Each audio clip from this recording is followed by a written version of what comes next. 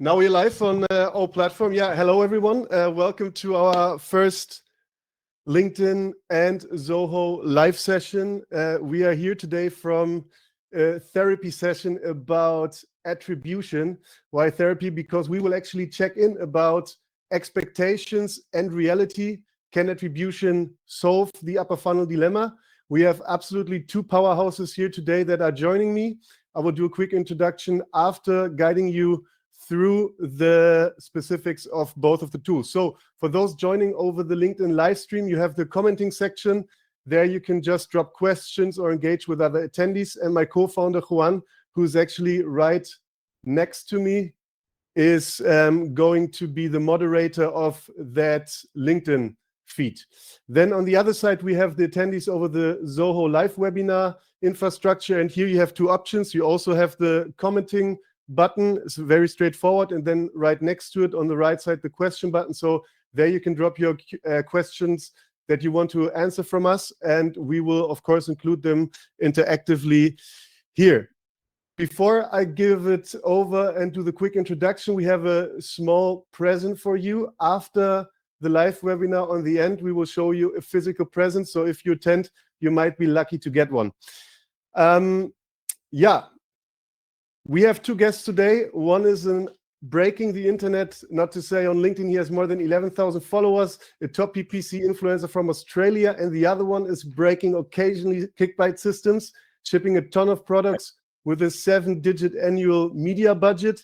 And I'm the co-host and moderator of today, Vince, founder of Kickbite, where we work on the daily basis on solving attribution for e-commerce brands to steer the funnel. Guys, I hand it over to you. Why don't we start with a quick introduction round? Tibbe, would you like to kick it off? Sure, thanks. I'm Tibbe, working at smartphonehoesjes.nl. We're selling accessories for mobile devices. We're based in the Netherlands, but we have web shops for the Dutch market, German market, and French market. I'm currently the marketing manager at the company. Mostly overseeing the performance marketing team, we're building from performance marketing to more up in the funnel. That's the biggest challenge for this year. Team, Tibbe, before we hand it over to Brent, can you give me a few specifics about your team? How's your marketing team built at Smartphonehoesjes? We got a lot of specialists in-house. So we've got our own PPC team, 3 guys in-house. We've got our own SEO team. We've got CRM of email marketers. We've got social paid. And we're also from our side on doing direct mailing. That's also included in our team. We've got all the performance channels, affiliate and comparison website as well. And from there we got a broad range of products. I guess we got like 25,000 products we're trying to sell, all reasonably low price products. So it's always a numbers game for us. Yeah. Cool, thanks. Brent, up to you. Awesome. My introduction. So I've been in digital marketing for about almost 5 years now. I initially sort of started on the sales side, bringing in a lot of sort of clients for my agency back then, and then essentially started to niche down towards Google Ads or search engine marketing over the last 2.5 years. So found my niche. That's the sort of area that I really like to work in, not just because it's given me the opportunity to help a lot of clients go through bottom of funnel activities, but also because Google Ads has changed so massively over the last 2 years, where it used to just be search and shopping, and 2 years ago or 3 years ago really we had Performance Max, but now we're starting to really diversify with demand gen, and YouTube is becoming a huge portion of what Google Ads is. So it's become this absolute powerhouse of a platform where you can go from top, middle, and bottom of funnel sort of marketing activities. So I guess that's my entire in-house marketing team is me from top, middle, and bottom of funnel through Google Ads channels. Nice. Before that, yeah, just sales. Been in sales for about 5 years before that. So it's always been, consumer psychology has always been the main sort of interest behind my career. I guess I sort of started in sales and went on the real estate side, and then I went to more sort of charity and non-for-profits. And then, I sort of started to understand a bit more about what I really like about sales and consumer psychology, which sort of led me over to the lighter side of marketing. Awesome. Before we kick it off to the first question, I mean, I got to know both of you from a different brand side. I think Tibbe, when we started Smartphone Hersjes is, I would say, historically a very Google and mid and low funnel driven company, whereas with you brand, we had the other side, Patrick's, which is a love brand. So the focus was there differently. And that's why I want to hand over to the first question, which is, why did you guys initially look into attribution for your company, and which problems were you looking to solve? Dude, I'll let you go first. Okay, let me get an answer for you. Well, one of the reasons, I guess it's we've got two main reasons for looking into attribution. I think one of the main reasons which started the whole process was the switch from Google Universal Analytics to GA4, which has been a pain in my ass, I can call it. And I guess that's a widespread shared view on Google's analytics tool for the past years. And we've always used Analytics 360, so we had a year extra of Universal Analytics. And after that, we saw we got into some problems with attribution, mainly because of the data we're using from Analytics through BigQuery in our own dashboarding. Attribution was very difficult because you had to build the attribution models yourself based on the BigQuery data. And the attribution on channels changed dramatically. And with that, I guess the trust of our marketers and on the targets we've set completely disappeared. So analyzing the last month of data and results, we got a recurring discussion on the targets we've set for each channel and the results we got there. So yeah, that was the big for us. It was a big reason to look into attribution. And I guess the second one is that we, as you said, Finn, we always been performance driven, very Google driven company. And since about 18 months, we were looking more seriously into social advertising again, because we wanted to be less Google dependent. And when using Google Analytics, you can't really attribute anything to social paid channels. And on the other side, looking at metadata, everything looks amazing. So Promised land. Yeah, the promised land. You can spend indefinitely there, but you have to find something that you can trust. So that was both great reasons for us to look into another attribution model. Yeah, very similar actually. So in regards to Patrick's, that's obviously the client that we initially brought over with Kickbite.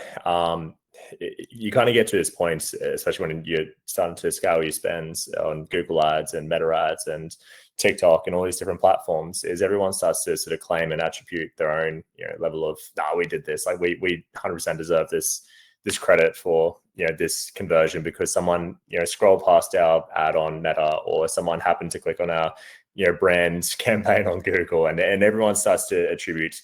You've got Meta, you've got TikTok, and you've got, say, Google. Let's just take those three platforms. That's 3 purchases for one person. The fact that we can't with Google Analytics or GA4, accurately say this is just one person, and that's the whole idea of GA4, is to be able to essentially consolidate that and create this unified attribution sort of model. The fact that GA4 is just, at least based on my experience, is very biased towards a lot of the Google channels. We didn't really have any accurate understanding as to where exactly a new customer is coming from.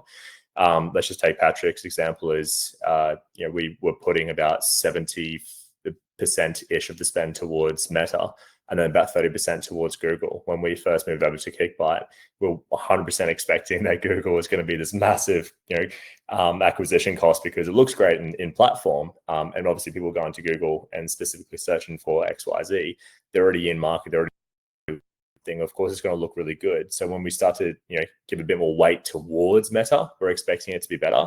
However, we start to find that it's the complete opposite. Google is actually playing a major role in that client acquisition or customer acquisition sort of path. So we started to, put more spend towards, it's actually now the complete opposite. So it's now 70% towards Google as opposed to 70% towards Meta.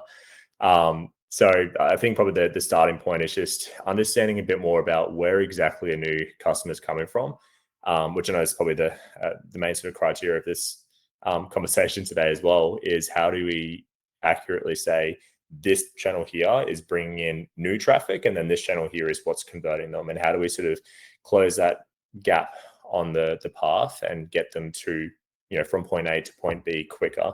I did a lot of research into a lot of different attribution platforms. A lot of competitors out there in regards to Kickbyte, and I think it was actually Juan who provided me a bit more of like a competitor analysis and breakdown. That I really looked into Kickbyte as to understand how the technology works, and it was just way more, not just sophisticated, but more accurate. Like the way that it actually gathers that information is just significantly better. So I started to really open my eyes on, hang on, we haven't really been looking at attribution at all in the right way, in the right light for the last 10 years or so. It's very, I won't say easy, it's definitely not easy, but it's definitely possible to be able to sort of track and understand a bit more about where are people coming from on an accurate basis, and lean away from channels like GA4, where we know it's not 100% accurate and doesn't give us all of the right information and doesn't use a lot of different data points to be able to correctly correlate that path. Clear.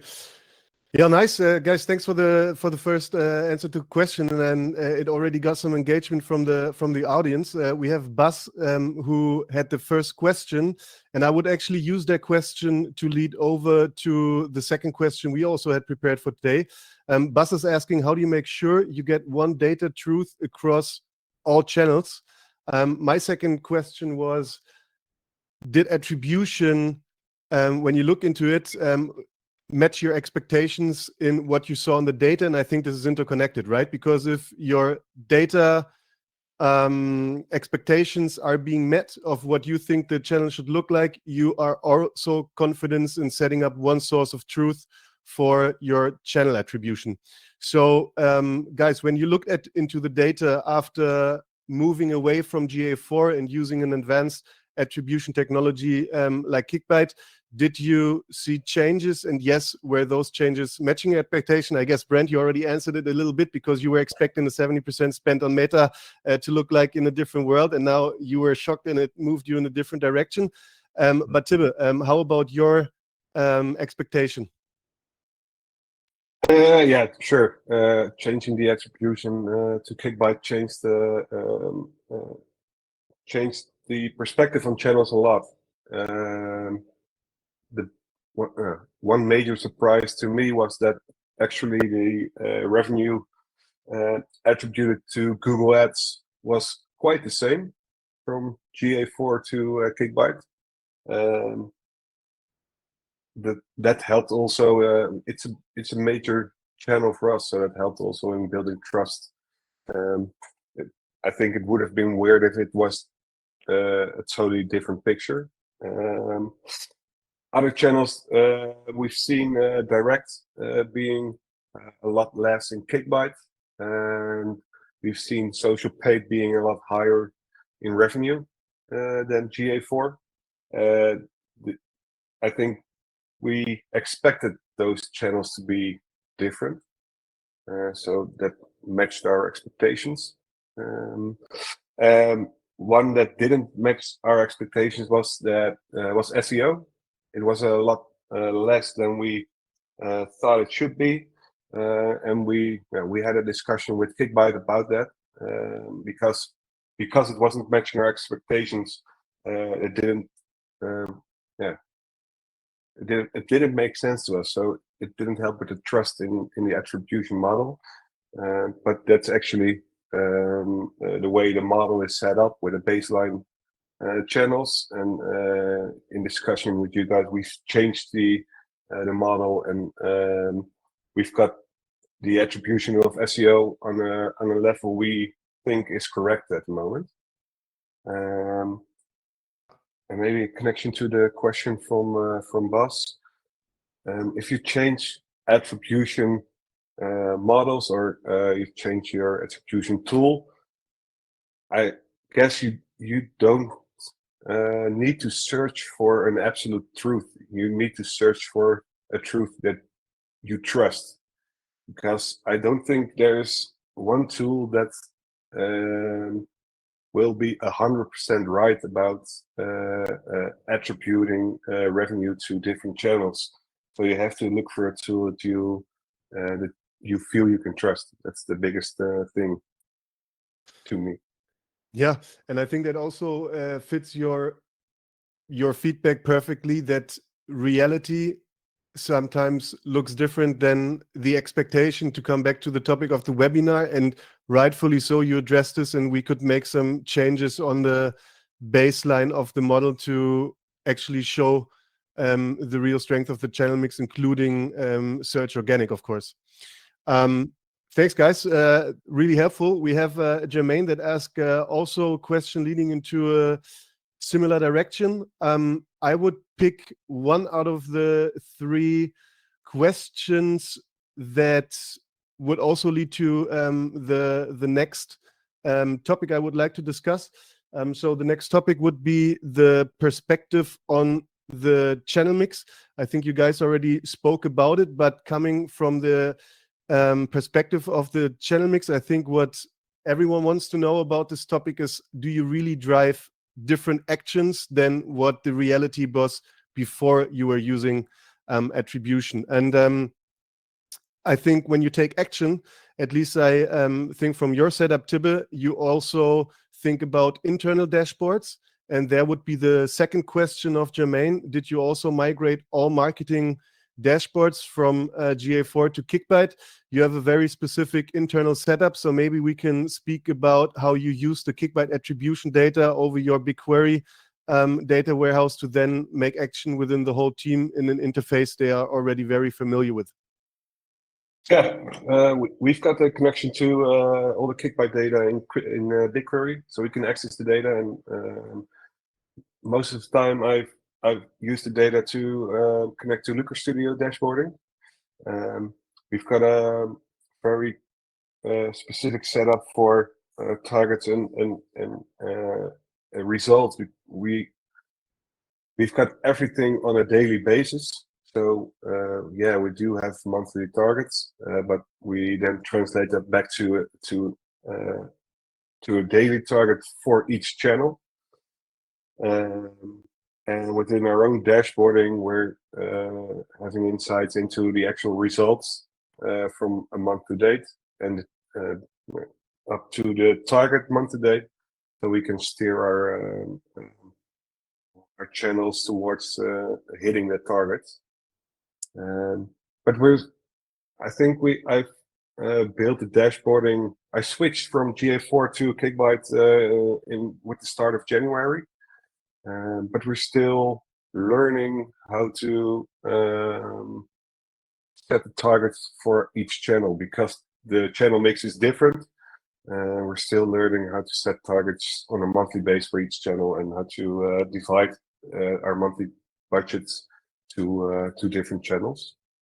So yeah, I've switched. For instance, I switched all the dashboarding to Kickbite data. Yeah. Cool. And then, Brent, how does it look like for you in maybe also client interaction using the Kickbyte dashboard? How is it integrated in your daily workflow? Maybe we can speak a bit about really setting budgets and making adjustments to optimize.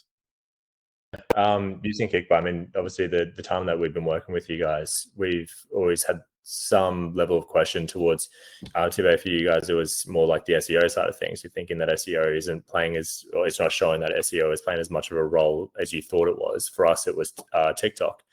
We ran TikTok campaigns and we saw basically nothing coming back from that. And I think that's the beauty of running, third-party attribution tools, where there's obviously, one, there's no bias, but two, the quality of data that's coming in and the way that it's tracking all of the customer paths and attribution, sort of like stitching it all together, is of really high quality. We can actually gain a bit more trust in everything that we're seeing on Kickbyte, to the point that we've actually completely moved away from TikTok. Completely moved away from it. We do a little bit of remarketing on it, and that's about it.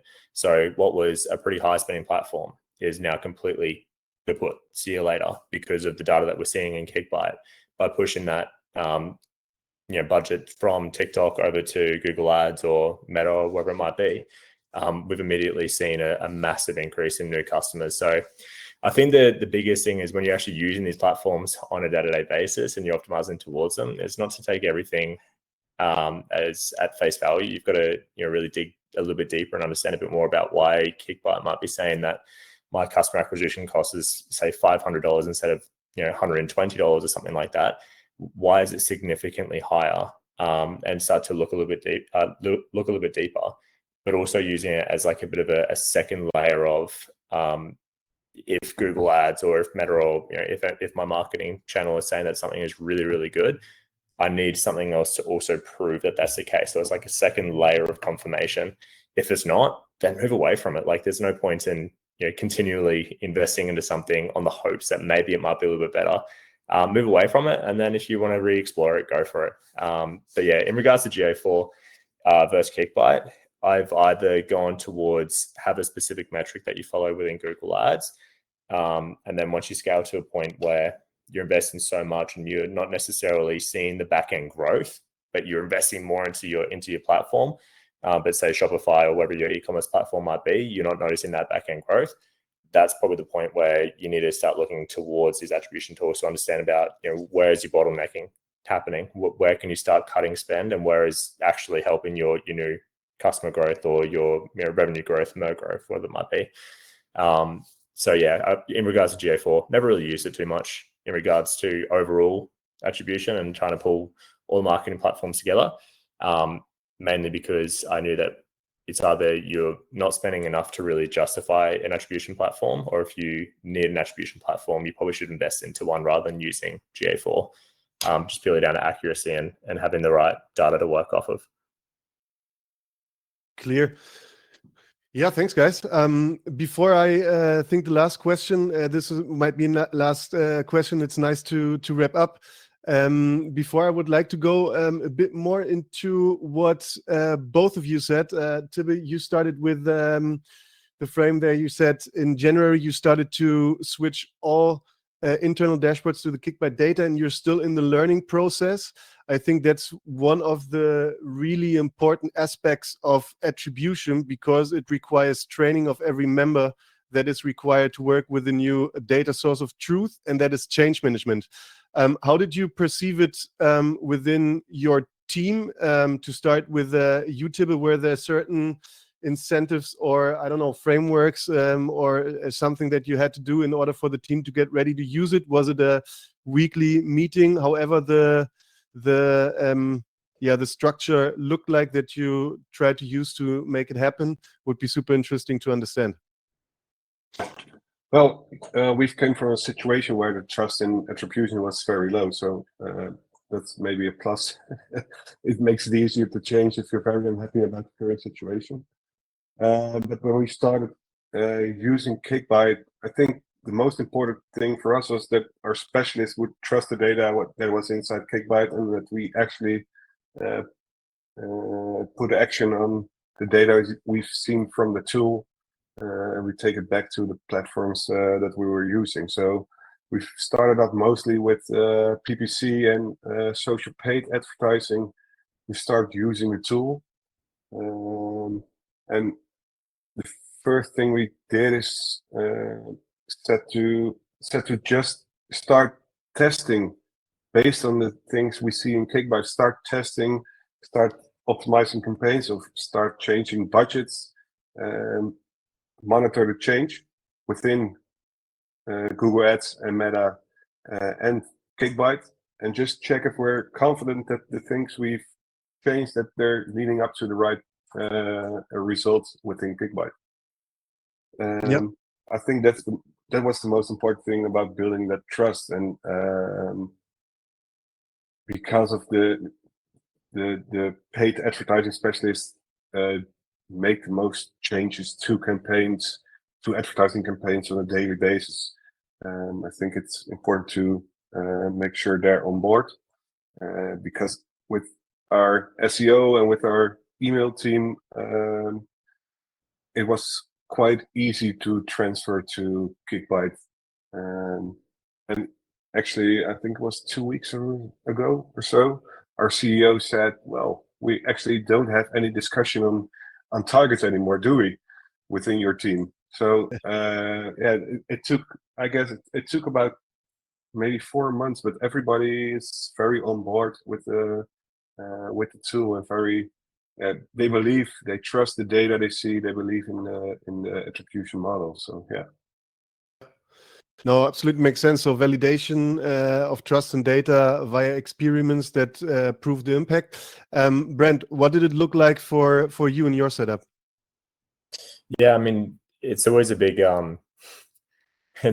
process moving over and pretty much putting your trust and leaning into a whole new platform until it's sort of proven itself. So especially for Patrick's, we're essentially seeing that there was just a lot of confusion going on. There was no real 100% certainty this is exactly what we need to lean into. So the first month was more so just gathering a bit of data, understanding a bit more about, where are people coming from, what's happening, what's our most effective channels. And I mean, honestly, going through some basic numbers, we've gone from a $275 cost per acquisition down to about $100 in the first 3 months, just purely because we lent more towards, what everything was at in Kickbite. So the first month was just manage everything as we usually would. And then we started to optimize towards what Kickbite was saying. And they just gave us that little bit more confidence, because we saw basically like a half drop in our new customer acquisition cost.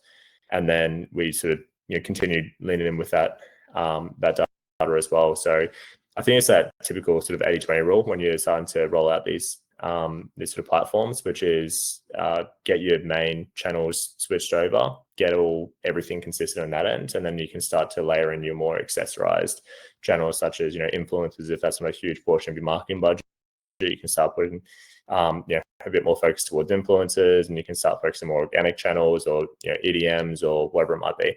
But yeah, just main thing is just get all your most important channels over, start gathering some data for the first month, observe it, understand it, make sure it makes sense to you. That's probably the biggest thing. Is if it doesn't make any sense to you at all as to why that data would why that data would be so much better or worse, or whatever it might be, then question it, and figure out a bit more about why this could be happening. And that's where you start to really understand that source of truth and get that bit of confidence as well. So I'd say for the first 3 months is always a little bit rocky, in the sense of what you might believe to be true may not be 100% true, and what you think is a complete waste of money actually might be making you a lot of money. So the first 3 months is just a bit more about, or first month specifically, gain your data, gather it, analyze it, understand it, and then second month start to optimize towards it. If you head in the right direction, great, full send, go towards what makes sense in your attribution platform. And for us, it's worked magnificently. Like, we've gone from, again, that 275 and CAC down to about $100, which is a huge drop within the first 3 months. Thanks. The last question, I really like it, from Anna, because that was also something I wanted to speak about. Anna is asking for concrete evidence. How did you change your metrics or your growth? I think, Brent, you already talked about decreasing your customer acquisition costs. To consolidate, we talked about the first quarter, so to say, that it took you guys around 3 months with adoption until you were really confident in taking the actions. My next question was about the perspective on your acquisition and retention strategies. Did this change now in the second quarter after you're actively using it, and what did it change towards? Hello, you go first. Well, if we're looking at acquisition versus retention, I guess at the moment we're not the right partner to discuss this in length. We've got a very generic product. We've got a customer base that's not that loyal. So we're working very hard towards that. But I guess for us, it doesn't make sense to put a lot of effort in different strategies for acquisition and retention if we're not able to retain customers to begin with. So we've actually didn't use that function that well, but we do have it. It's one of our focus points as a company, starting with membership, loyalty programs, and to make sure that once we've got a customer, we can make sure they come back.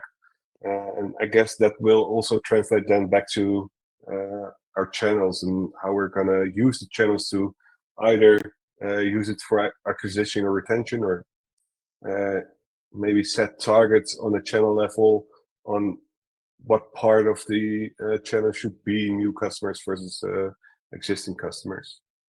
And maybe to give an answer to the question of Anna, from our side, I guess using Kickbite, we started to invest more heavily on social media. And for the Netherlands, specifically TikTok advertising in the last couple of months. It works very different from our German and our French market, but in the Netherlands we see that with TikTok ads we get a very nice ROAS. So we've doubled down on budgets there. Yeah. Nice. What about new customers, Tibbe? Did you get some insights about the share of new customers coming from TikTok? I think that was also part of the question. I'm not sure about TikTok specifically. We did within the platform of Kickbite, you can see the percentage of new customers on a channel or on a campaign level. We can see it makes sense. The numbers make sense. So for our email, for example, we do have a lot of retention.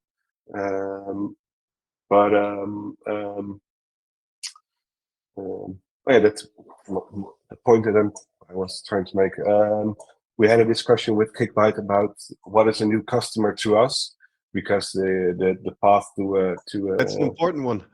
Yeah, the path to actually buying an accessory for your mobile devices is very short, and after a while people forget about you. So when is a customer a new customer? We've changed the definition back. We said back to a max of 2 years, so that in the future we can steer more directly on a new customer being someone that hasn't been shopping with us for the last 2 years. Yeah. Thanks. Brent, your turn. I think that we've always been lucky in the sense that Patrick's have always had a really good return customer rate. Like they've always, I guess it's also because they've invested so much in towards a very high quality product where they are such a standout in their market. And so men's grooming products, most men that might invest into, say, a quality shampoo and they actually see the benefit of that, they always come back. So the return rates have always been really healthy. I think probably the biggest thing has also been around the products, so the actual product breakdowns, and understanding more about where do most of our new customer purchases come from in regards to products, and pushing so much more spend towards our hero products as opposed to which one just has the best return on ad spend or which one has the best CPA, whatever it might be. We actually don't really care too much about CPA. So we don't care too much about ROAS anymore, in the sense that if we are pushing most of our budget towards products that generally get a much higher share of new customer sort of sales, great. Like, that's awesome. That's our main goal. That's our North Star. And just having that one clear North Star and just pushing straight towards that has by far, really catapulted our new customer growth and obviously long-term sales as well, lifetime value of our clients or customers. So I think probably the main thing is understanding a bit more about what products are generating initial sales, and then also which products are really good upsell products, and what could be an addition towards XYZ. So we've got a lot of entry-level products, and then we will generally find that about 6 months later through the retention reports, we don't understand that about 6 months later, that's when most people usually come back for their second purchase. Great. Now, what's the second purchase products usually look like? What do they usually go for? And we can start to formulate a bit more of an understanding. Okay, if they go for X shampoo, then they might go for this bundle later on. Or if they go for this hairstyler, then they might usually go for, this set, or they might go for a different, type of something. And we can really understand a bit more about what's the typical probability cycle of first purchase to second purchase to third to fourth to fifth, and really sort of showing them the right products at the right time. Simple as that. And I think that's just also the absolute beauty of our SKUs only being, or SKUs being around about 40 per market. So we are working with a bit more of a tighter product range, where we have the ability to be able to really dig deep and understand a bit more about which products do they usually go from and to, and what's the relationship between A to B.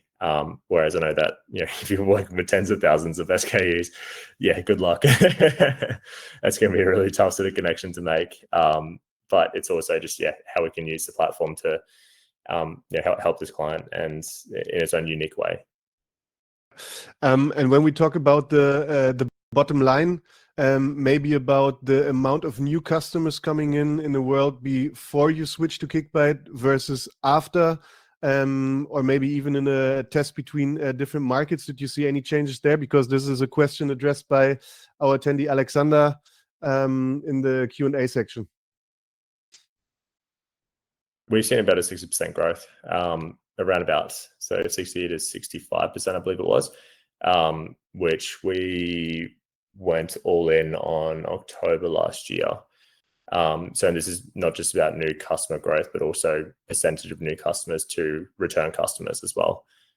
We also found out that we had to update a lot of customer lists, and there are just a lot of, because we also took over a lot of social media advertising as well.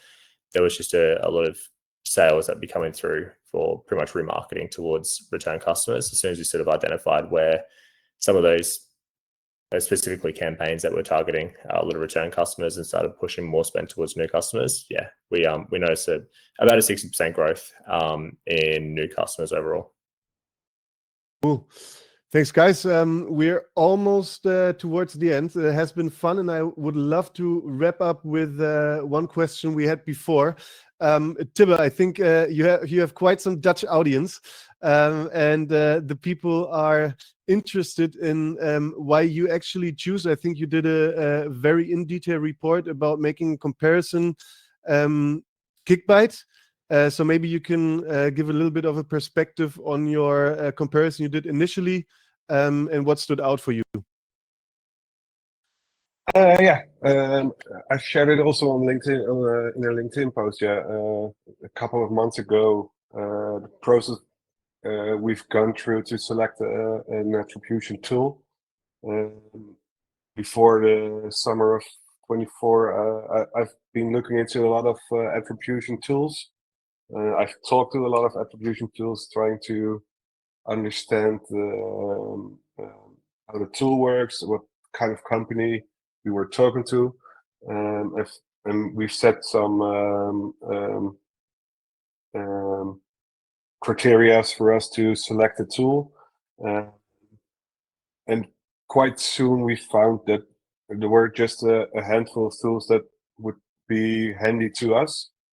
And one of the biggest reasons at the time to select Kickbite was the possibility to export the data to BigQuery and use our own dashboarding, and also the way we had influence on, or we could discuss, and you guys could influence the attribution model based on our experience. So like we did with the SEO attribution, like we did with the new customer definition. So we really wanted to find a tool that was really working with us instead of we're just using a tool for in the background. And of course, you guys invited me for a beer on in Amsterdam, and Yeah, beer that is was good always too. convincing. Oh, indeed. Yeah, Brent, unluckily we haven't had the chance to have a beer with you, but I think next business trip to Australia is definitely in for 5 or 8 pints, no? Yeah, next time you're here, it's pretty Yeah. close. How about your decision process, Brent? I've always been very hesitant to invest or even encourage any of my clients to go towards something that I don't truly believe in myself. And I think there's a lot of attribution tools out there that they do what they do in theory, but they don't do a very good job of it. They do it so that they can check the box of saying, yes, we are an attribution tool because we process some data. And it's just like, what's the point? If it's not going to be somewhat accurate, then why try? So I went through, I probably researched close to 10 attribution tools before I found Kickbite. And I think it was Juan who commented on one of my posts or something. And then I sort of started to look into Kickbite and understand it a bit more. And he sent over this documentation. And what really sold me was the whole touch, tell, sell, and understanding how you give different credit to different people at different stages of the journey, which no other attribution tool in any of their documentation or any of their information about how the attribution tool works ever spoke about, which is probably the most important thing when it comes to understand the whole attribution path and journey, where most tools might be using something simple like linear, which is someone just clicked on my link and they've gone to my website. You guys understood a bit more about, okay, what stage of that session are they at in regards to what was their interaction type, and then also how much weight does that carry based on that interaction as well, which is where you get the quality of touch points, which is again another USP that no other attribution tool does. And just understanding more about how that conversion credit is weighed out and just the transparency behind how the data or how the tool works. I think that's probably the biggest selling point that really got me over the line, where I'm like, okay, cool. Like you look at, say, Northbeam, I think that was brought up before, where Northbeam is this, it's been around for so long, and it's probably one of the biggest leaders in regards to attribution tools or multimedia. Sorry, was it marketing mix modeling, something like that? Media, yeah. That's it. Yeah, awesome. We're all getting tongue tied. It's been around for so long, but it's just so insanely expensive. And for media mix modeling, yeah. Media mix modeling. There you go. Thank you. It's just been around for so long, and it's definitely really good, but it's just so insanely expensive where it doesn't really make sense to invest into something like that. There's got to be some sort of happy medium, which I think that Kickbite was well and truly. That happy medium is just high quality data. It's well modeled. It gives me a lot of confidence in what I'm actually reading and believing. I think. Sorry to throw shade on Triple Whale here. I've never been sold out of wanting to invest into a platform ever. I was sitting down with one of the sales teams, and this is after having an understanding about Kickbite and how it worked. And we're sitting down, and I'm like, cool, how do you guys do your view attribution and modeling? How does that all work? And it's like, oh, we just do surveys. And whatever the person says, and that's pretty much where the view attribution goes. I'm like, oh my God, dude, what are we doing here? So where I was pretty much ready to go towards Triple Whale, I very quickly turned away from it just based on that one meeting and just based on that one answer. So you guys had the right answers, and just high quality data, simple as that. Thanks, man. You can start in sales, but I had a promise for those who attended. You can drop me an email afterwards, just with your address and your name, of course, and I will send you a box. I hope there's not many people tuning in from Australia. daily, because this will be a hell of expensive. But there are some amazing products in here that will help you with your health. One of our supplement customers, I will not reveal who it is, but you might take a guess. They have a green logo, is in here as well. So you can pick that up. Just leave me your details. Then I want to make a huge thanks to both of you. It was amazing to chat around attribution, expectation, and realities. We will have our next webinar soon, because I actually really enjoyed this format, and we will speak about creative engines and how you can automate creative testing to find winning ads for your brand to, at the end, diversify the channel mix and become a hero on social paid. That's it for today. Guys, again, thanks. Enjoy your Friday, drink a beer, and yeah, good weekend. First summer weekend, yeah. All Thanks, man. right. Peace. See you guys.